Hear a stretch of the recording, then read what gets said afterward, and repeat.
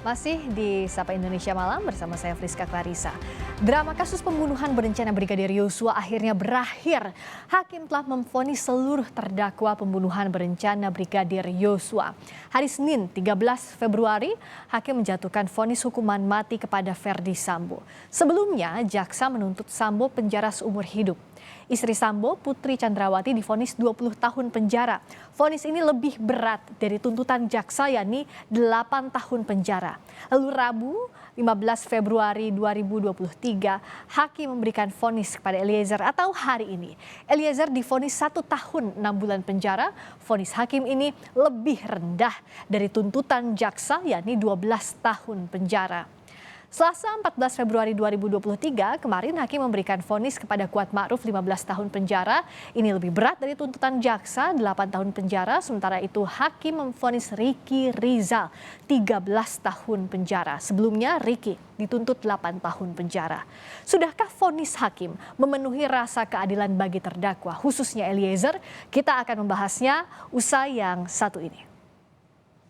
Menjatuhkan pidana terhadap terdakwa Richard Eliezer Budiang Lumiu dengan pidana penjara selama 1 tahun dan 6 bulan. Vonis Majelis Hakim atas terdakwa pembunuhan berencana Yosua Richard Eliezer disambut riuh pengunjung sidang. Hakim menjatuhkan vonis 1 tahun 6 bulan penjara.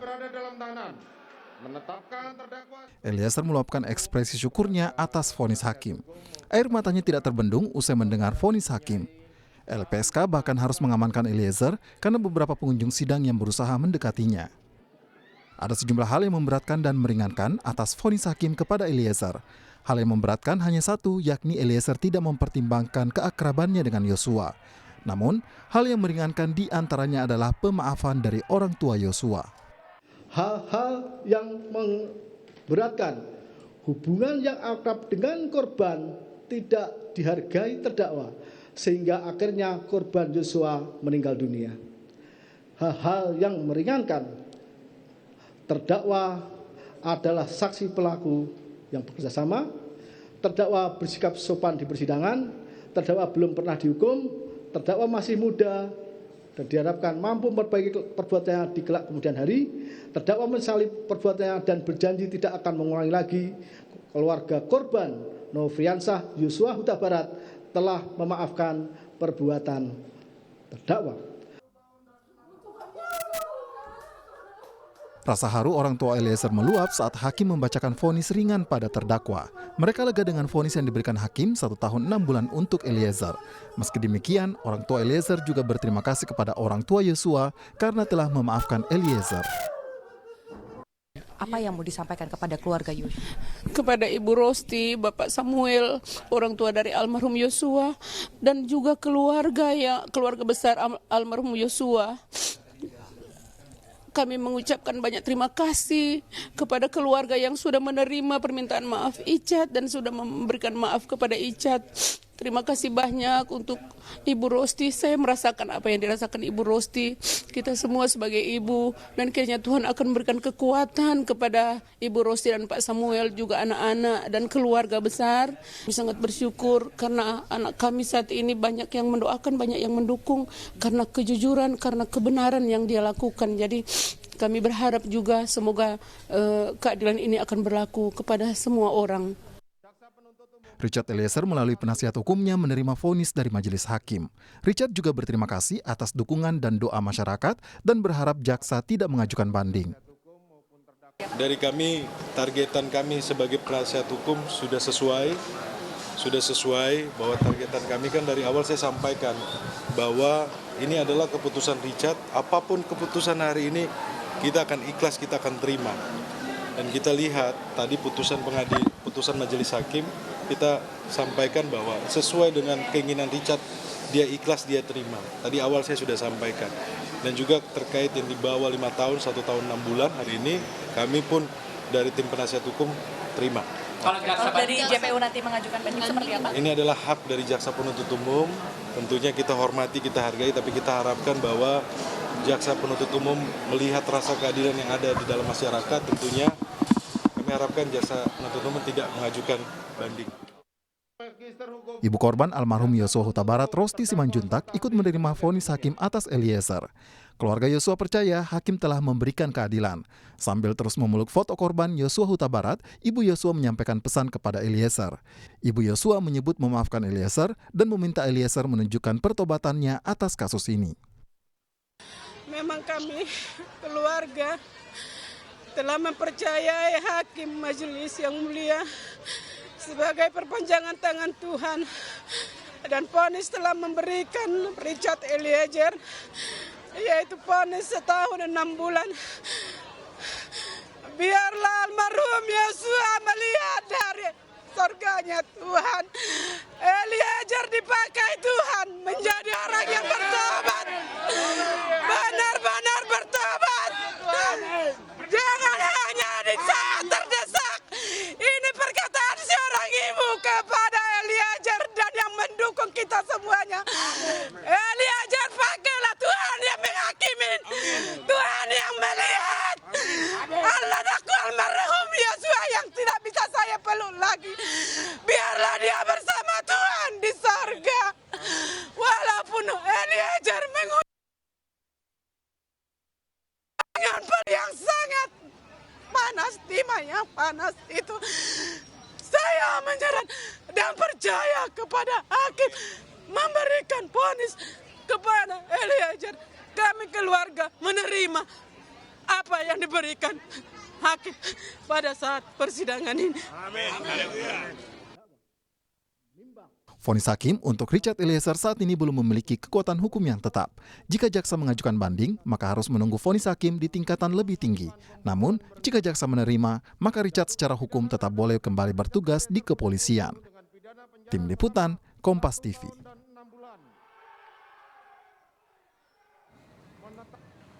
Lalu bagaimana penerapan hukum progresif dalam menjatuhkan vonis terhadap Eliezer? Analisisnya kami bahas malam ini bersama pakar hukum pidana Jamin Ginting. Bergabung juga penasihat hukum Eliezer, Rory Sagala. Selamat malam, Bung Rory. Selamat malam, Bung Jamin. Selamat malam, Mbak Priska. Malam, Mbak Priska. Malam, Bang Jamin Ginting. Selamat malam. Bung Rory, kita tadi lihat sama-sama sepanjang persidangan, terutama saat pertimbangan hakim membacakan juga hal yang memberatkan, meringankan hingga amar putusan, akhirnya tangis Eliezer pecah. Saat ini bagaimana kondisi terkini Eliezer setelah mendengar vonis hakim, Bung Rory?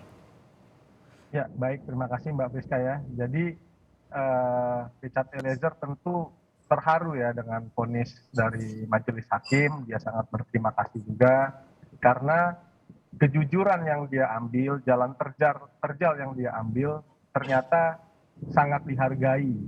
Artinya selama ini keterangan dia yang dianggap berdiri sendiri ternyata terbukti sebaliknya. Bahkan dalam pertimbangannya majelis tadi berkata keterangan Richard Eliezer itu terbukti bersesuaian dengan bukti-bukti yang tersisa. Yang tersisa itu saya menangkapnya karena memang banyak bukti yang sudah dirusak atau dihilangkan. Artinya kontribusi dari Richard Eliezer ini sangat dihargai ya oleh putusan majelis hakim, sehingga majelis hakim memberikan reward dengan vonis yang dibacakan hari ini, yaitu 1 tahun 6 bulan. Demikian. Sekarang Eliezer bagaimana kondisinya? Sudah lebih lega tentu? Ya, tentu lega, apalagi dari keluarga korban, tadi ibu dari almarhum juga menerima vonis ini, itu memberikan kelegaan ya bagi Richard. Tapi belum sempat bertemu dengan ibu dan ayahandanya ya, karena tadi Ibu Rinneke mengatakan seandainya bisa ingin memeluk langsung Eliezer. Ya betul, karena ramai sekali tadi suasananya ya. Kemudian di Barreskrim pun setahu saya juga ramai sekali, sehingga sulit bagi ibu, bahkan kami juga tim penasihat hukum rencana juga mau ke rutan Barreskrim, tapi karena situasi sangat ramai sehingga kita tidak jadi ke sana. Ya, jadi belum bertemu langsung ya antara Eliezer dengan kedua orang tuanya ya? Ya belum sempat, tapi pasti dalam waktu dekat ini akan bertemu. Kalau Bung Jamin, bisakah dikatakan ini bagian dari sejarah peradilan di negeri ini, putusan hakim terhadap Eliezer dan juga para terdakwa di kasus pembunuhan Yosua?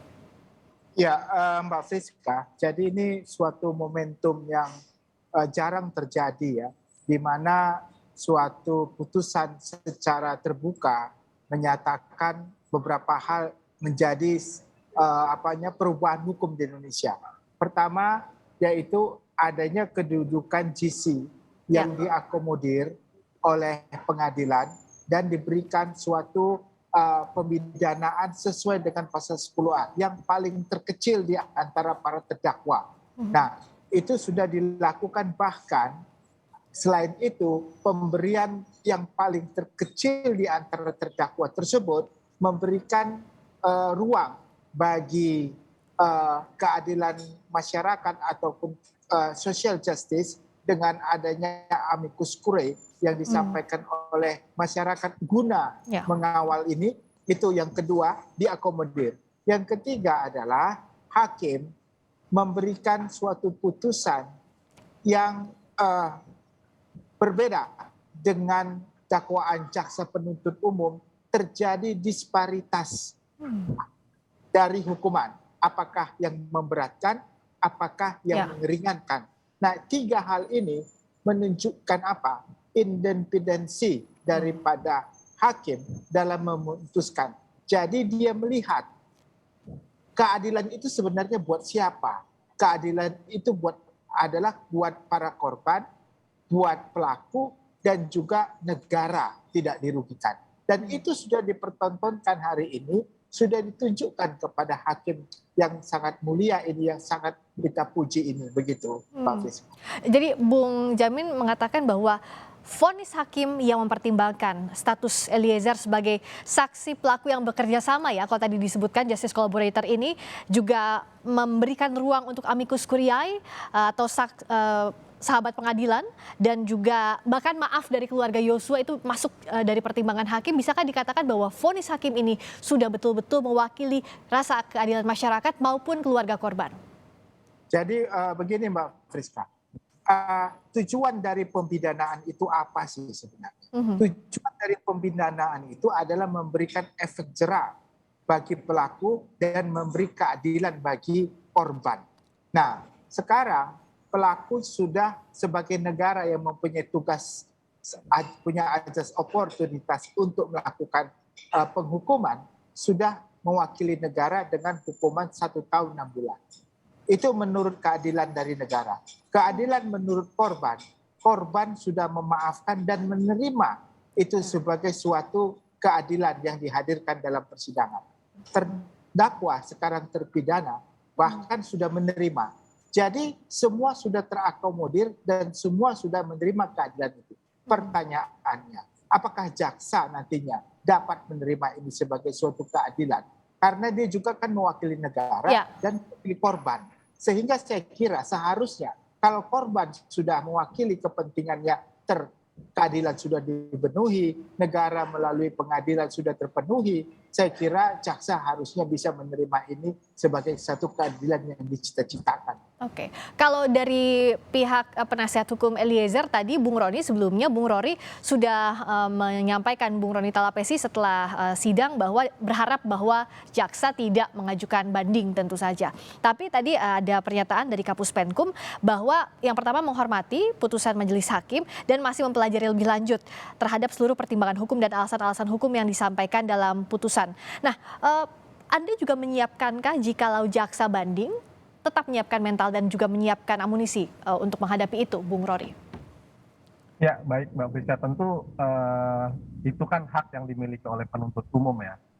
Kalau memang penuntut umum memilih mengajukan banding, tentu kan tidak ada pilihan lain selain dari kita untuk mengajukan kontra memori banding. Tetapi kalau kita bicara harapan, tentu harapan kami adalah agar penuntut umum tidak mengajukan banding, agar putusan ini berkekuatan hukum tetap. Karena kan penuntut umum ini kan juga mewakili korban ya.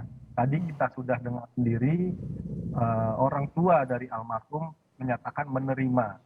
Kemudian tadi saya dengar juga Bapak Mahfud MD ya, bagi saya itu representasi ya dari pemerintah ya. Negara begitu ya. Hukum juga bahkan mengapresiasi vonis yang dijatuhkan oleh majelis hakim hari ini. Artinya kalau mau menyelami ya, rasa keadilan yang bagi korban, bagi negara dan bagi terdakwa, tentu akan lebih baik kalau tidak mengajukan banding. Tetapi itu hak dari penuntut umum ya, kita tidak bisa intervensi. Bicara soal tadi pernyataan Menko Polhukam Mahfud MD yang memuji keberanian hakim dalam menjatuhkan vonis, kita ikuti dulu pernyataannya berikut ini. Kita dengarkan kembali. Saya melihat hakim itu punya keberanian. Hakim itu objektif membaca seluruh fakta persidangan dan dibacakan semua.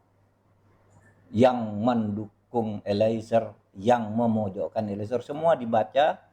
Suara-suara masyarakat didengarkan, rongrongan yang mungkin ada untuk membuat putusan tertentu tidak berpengaruh kepada hakim, sehingga saya lihat putusannya menjadi sangat logis, tentu menurut saya berkemanusiaan, ngerti denyut-denyut kehidupan masyarakat, kemudian progresif juga, sehingga saya melihat para hakim ini adalah hakim-hakim yang bagus, di antara banyak hakim yang memang juga bagus kalau tidak menangani kasus-kasus yang biasanya penuh tekanan menjadi tidak bagus. Tapi kalau ini tidak terpengaruh oleh public opinion, tetapi dia memperhatikan public common sense, hakim ini. Oleh sebab itu, konstruksi putusannya sangat bagus, ilmiah. Vonis untuk Sambo itu sudah tepat. Karena ancaman maksimal untuk pembunuhan berencana itu memang hukuman mati. Dan hukuman mati itu tidak bisa dikurangi karena berdasar fakta persidangan tidak ada satupun yang meringankan. Hukuman dikurangi dari maksimal itu kalau ada sikap-sikap yang meringankan. Ini kan tidak menurut temuan hakim di fakta persidangan. Jadi hukuman mati naik. Itu tadi tanggapan Menko Polhukam terhadap vonis Eliezer dan vonis Verdi Sambo. Bung Jamin, kalau tadi vonis Eliezer dianggap logis, berkemanusiaan dan juga progresif, Menko Polhukam mewakili negara. Bisakah ini jadi kode untuk jaksa penuntut umum tidak mengajukan banding di depan publik, Bung Jamin? Ya, memang jaksa penuntut umum independen ya, tidak terpengaruh terhadap siapapun. Pada SOP mereka yang biasa dilakukan adalah seperti ini, Mbak Friska. Kalau ada tuntutan mereka kurang dari setengah, mereka selalu akan mengajukan banding. Ya. Kalau sudah diputus 2/3 dari tuntutan, mereka nggak melakukan banding. Nah, dari SOP itu kelihatannya secara substansis ini adalah bisa diajukan banding. Tetapi kita lihat demi keadilan, karena jaksa itu mewakili korban dan negara. Tadi negara sudah direpresentasikan oleh hakim, ya hakim. Sama kan kedudukan jaksa sama hakim, bikin sama-sama representasi negara. Dia mewakili representasi korban. Korban nggak boleh dong, nggak memberikan rasa keadilan putusan hakim, sehingga kecewa, merepresentasikan lewat jaksa supaya melakukan banding. Sekarang korban sendiri sudah merasa menerima, sudah yang paling adil. Jadi pertanyaannya kalau dia melakukan banding, merepresentasikan siapa? Apa merepresentasikan jaksa sendiri begitu kan? Nah, itulah yang harus dipikirkan. Itu yang pertama.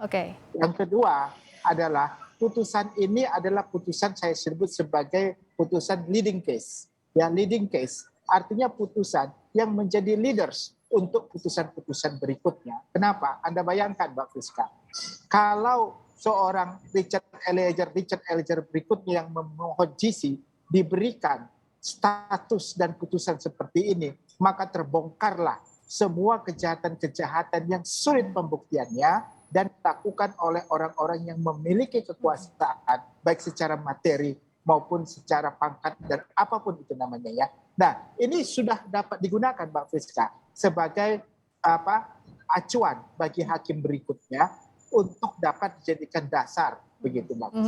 Nah, yang menarik juga ini pernyataan nomor poin ketiga, tanggapan Kejaksaan Agung atas vonis Eliezer ini, seperti yang tadi Bung Jamin sampaikan, saya bacakan ini, mempertimbangkan secara mendalam rasa keadilan yang berkembang dalam masyarakat dan pemberian maaf dari keluarga korban kepada terdakwa sambil menunggu sikap atau upaya hukum yang dilakukan terdakwa atau penasihat hukumnya terhadap putusan yang sudah dijatuhkan. Artinya tadi jaksa penuntut umum jika mengambil sikap harus mempertimbangkan juga bagaimana sikap dari keluarga korban ya Bung Jamin. Bisa dikatakan bahwa kalau misalnya keluarga korban atau negara lewat hakim sudah mengamini putusan ini atau menerima putusan ini, semestinya tidak ada banding, begitu Bung Jamin secara sederhananya. Jadi tidak perlu hukum positif itu, ya SOP itu kan SOP, tidak ada di KUHAP keharusan bahwasanya jaksa berapapun putusnya itu harus banding. Itu kan di KUHAP kan nggak ada. Itu kan hanya SOP saja ya. Kalau SOP aja ya udah. Baik. Karena rasa keadilan sudah terima, nggak ada masalah. Jadi nggak perlu banding. Terakhir saya ke Bung Rory.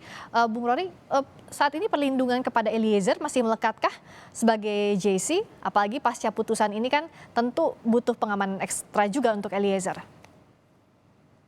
Ya betul Mbak ya, masih melekat.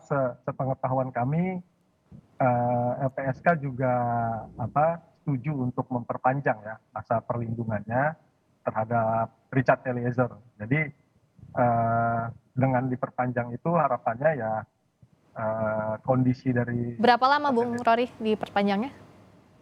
Iya, untuk 1 kali perpanjangannya, nanti kan LPSK yang menilai kira-kira sampai kapan, karena setahu saya dalam beberapa case itu sampai bertahun, karena yang mengukur ya itu kan LPSK, tingkat ancaman dan sebagainya, kenapa masih harus perlindungan, nanti LPSK yang nilai itu. Baik, dan kita sama-sama melihat hari ini ada putusan yang bersejarah dengan progresif, masih menunggu juga apakah ada upaya hukum lanjutan atau tidak untuk ditentukan putusan ini berkekuatan hukum tetap atau inkrah. Terima kasih Bung Jamin Ginting, pakar hukum pidana. Terima kasih Bung Rory Sagala, penasihat hukum Eliezer telah bergabung di Sapa Indonesia Malam. Bang Jamin. Terima kasih, selamat malam.